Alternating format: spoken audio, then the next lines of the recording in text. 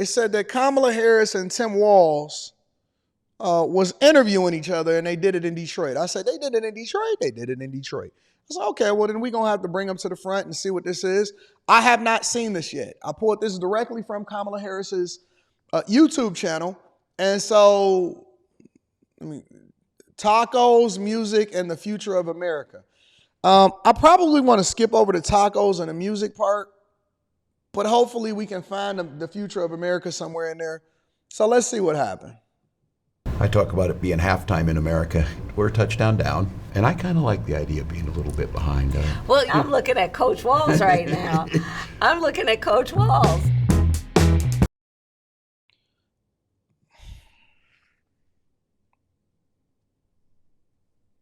I should have put this at the end. I should have, honest to God, put this at the end. And they got the nerve to disrespect the city by coming here and acting like, but this is Motown. Is that why they talking about the music, and where they get the tacos part from? Tacos and what is like that, black, like mayonnaise and tuna? What are you doing? pretty much ground beef and cheese. That's and, okay. Do you put any flavor in it? No. Oh. Here's the deal. No, they said to be careful and let her know this, that black pepper is the top of the spice level in Minnesota. Oh, okay. So they playing the game that they playing the white people don't use no seasoning game, and black people carry hot sauce in their purse game. Okay, all right. So we get it. We feeding into all of the stereotypes today. Oh my God! Do you not put any seasoning in it? Do you put raisins inside of your potato salad? Oh God! Come on, man. Come on, dog. Come on, dog. Don't play me like this, man. Listen, J.D. Vance and Trump is on a nationwide tour, taking shots in their ears, sitting in front of the ops in hostile territory on CNN and ABC, doing interviews, taking unscripted from reporters. Look, regardless, we got to agree on something. We got to honestly agree on something. Regardless of whether you like their answers, whether you rock with them, whether you disagree with them, all of my liberals and all of my Democrats in the chat, because we don't censor nobody, and so I always want to make sure that, chat lives matters. Anybody is welcome here, even if you disagree. For all of my people that's in here, one thing that we have to agree on, including you, Eric Daniels, I know you in here, we got to agree on this. I don't care what side of the aisle that you on. Trump and J.D. Vance is taking all of the questions. They on all of the networks, and they are operating unscripted, and they willing to go into enemy territory and talk about policy and the things that's actually happening in America. Tim Walz and Kamala Harris are taking no questions, and they are basically putting out propaganda and feel-good entertainment and influencer content. Listen. Eric Daniels, we all can agree on this. This side is avoiding the media and only doing scripted content.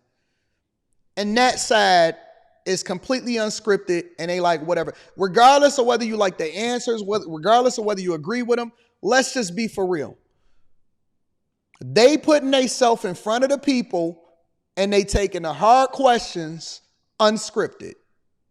They pulling up at the National Association of Black Journalists. They pulling up at all of the other stuff, regardless of what side of the fence you on. And I'm okay if you are a Kamala Harris supporter and you believe in Tim Walz. But the fact of the matter is they putting out influencer content, and the other side is taking hard questions. That's just facts. That's just facts.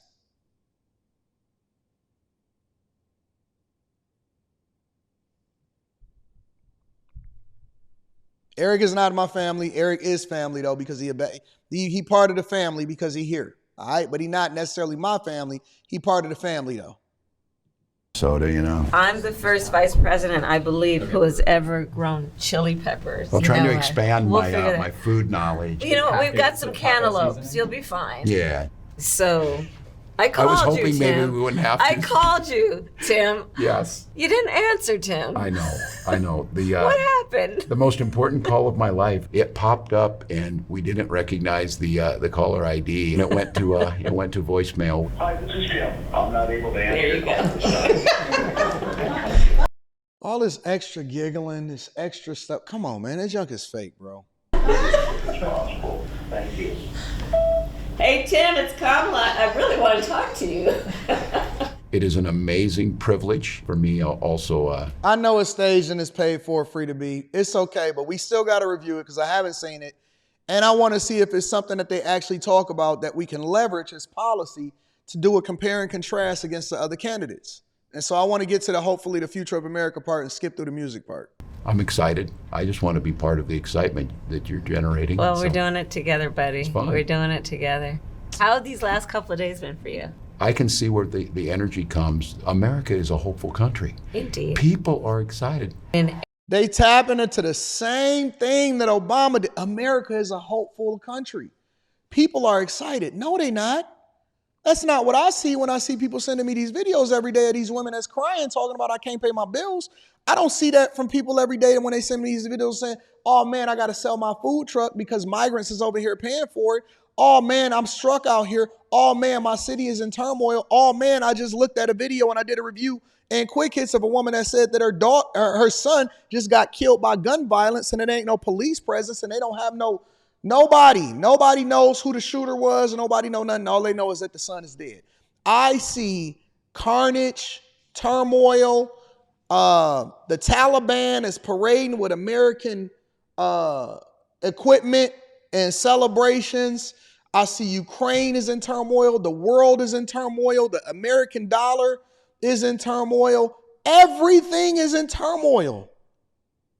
Everything is messed up. Prices is high. War is raging. Cities is on fire. People don't like the police. Immigrants is coming into the country, man. What the every one of those groups of thousands, sometimes over 10,000 people, you've seen exactly who we are as America. Yeah. People from rural areas, urban areas, of every stripe and size and background. This is who we are as America, and we're all in it together. Yeah. And in this campaign, the only way we win is to keep the pedal to the metal for these next many, many days that we have. So, Tim, what's your relationship to music? Yeah. For me, the transformational piece of music was Bruce Springsteen's The River, which is a journey. You know all the tracks, and I'm that guy. My first car, it's the summer 1980, been saving up. I buy a 1973 orange Chevy Camaro, got an 8-track player in it. Oh, wow. Previous owner left Bob Seger's Night Moves in there. I listened to it, and it's kind of the soundtrack of my life of Detroit's own Bob Seger.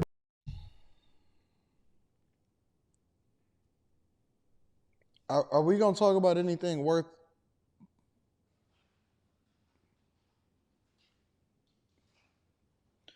What's really great about this is I have the very 8-track to this day. Here, I mean, Aretha. My mother had every Aretha album, and like our Christmas gift to my mother, her birthday gift was always like, what's the latest Aretha Franklin record? So it's on.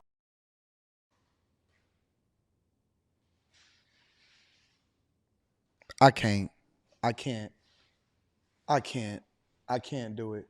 I don't know if I'm built for this. I just don't. I can't, this is the fakest woman in presidential history. This is the fakest woman I've ever seen in my entire life running as a politician. Oh my God. Come on, y'all. Come on. I know y'all not going for this. Oh, I looked up Aretha Franklin. Right? Oh, the latest gift is whatever the Aretha Franklin record was. Next thing you know, they're going to say that we was cleaning up on Sunday morning in Motown. Come on, man. I'm not doing this, bro. On vinyl in your house as a background. All of it. Wow. All that and Stevie. And then Miles and my personal favorite. I thought she liked Tupac and Snoop. I can't do this. Let me scrub through, see if we can get something else. And diagram of things. Prince, he and I love the same because, I mean. I feel like a trip. Tell me about your dad and his influence on you. Yeah. He served our country. You have served for our country for so many years. Yeah. I was 19. My little brother, I think, was eight or nine when he passed. He was a chain smoker. Just addicted. They got a Korean War era. And that generation of men, pretty stoic. After he died, my mom was a stay-at-home mom. She became our rock. And now she had to go out and get work because the medical bills broke her. And Social Security. And Social Security survivor benefits. We're fine pulling ourselves up by our bootstraps. We had no boots. That's the boots. And it's survival, we paid literally. It back. It is survival. We all paid it back. So programs that are just fundamental to keeping people from dropping into poverty, but to live with dignity. You keep talking about that. We got to help people get through a hard time. We can't have a country and policies that let people fall through the cracks. Yeah. I love what you have. So what's the policy? Because what I see is open borders and funding multiple wars. What is the policy? So we just gonna cut from that, and then we gonna go straight to the next question. How there is ain't no policy, ain't nothing happening. There's no policy. Done with your life. You were coaching a high school football team that was winless. Yes.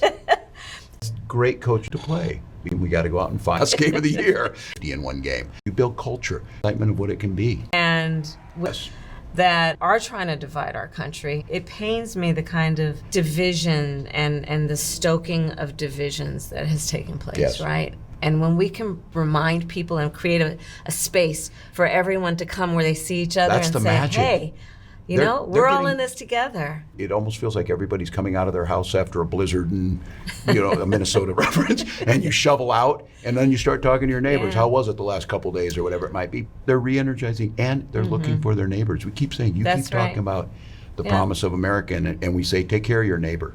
In the face of a stranger, when you're looking in the face of a stranger, you should see a neighbor, right? Yeah. I'm about crying on this when you talk about, look, a girl from Oakland, California, and a guy from out in Nebraska on there. And the number of people I watch just kind of nod and break into a smile. This exploiting the differences, it can't last. I talk about it being halftime in America. We're a touchdown down because a lot of folks, it's easier to tear things down. It's easier to divide than it is to. People want to be part of, they can be a part of. And I kind of like the idea of being a little bit behind.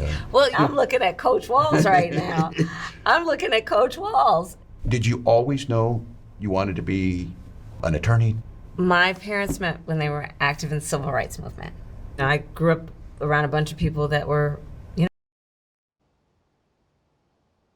Can anybody document this? Does anybody have some verification of this?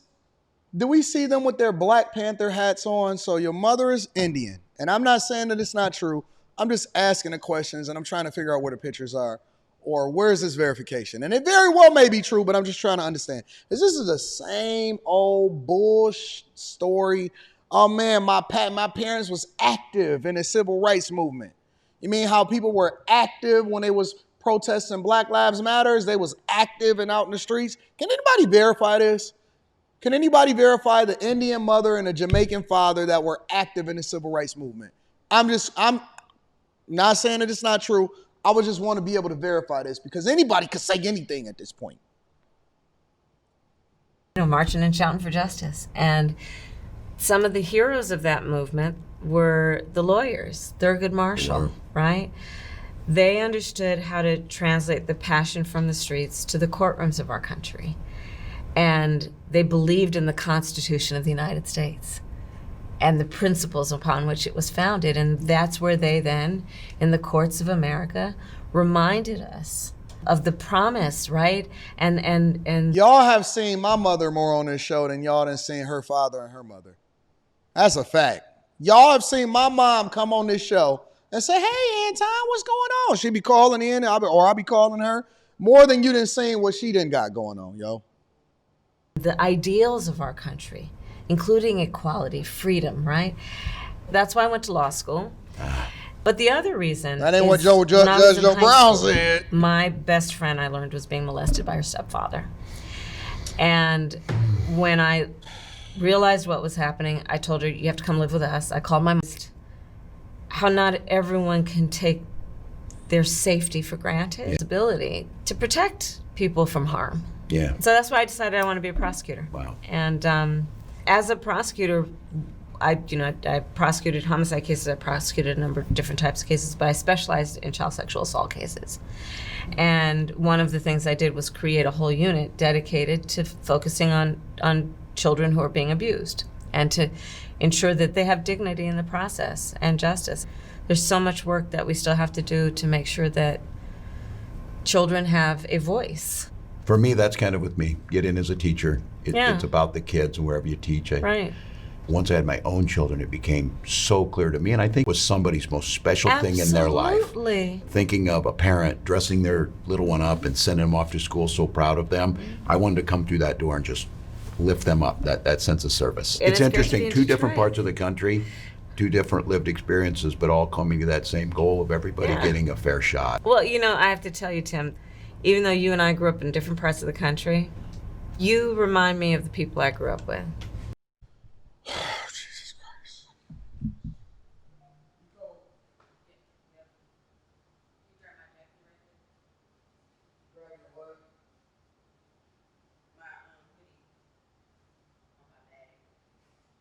I just turned it off.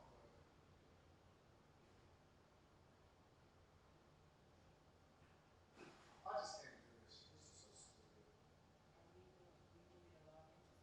Huh? No.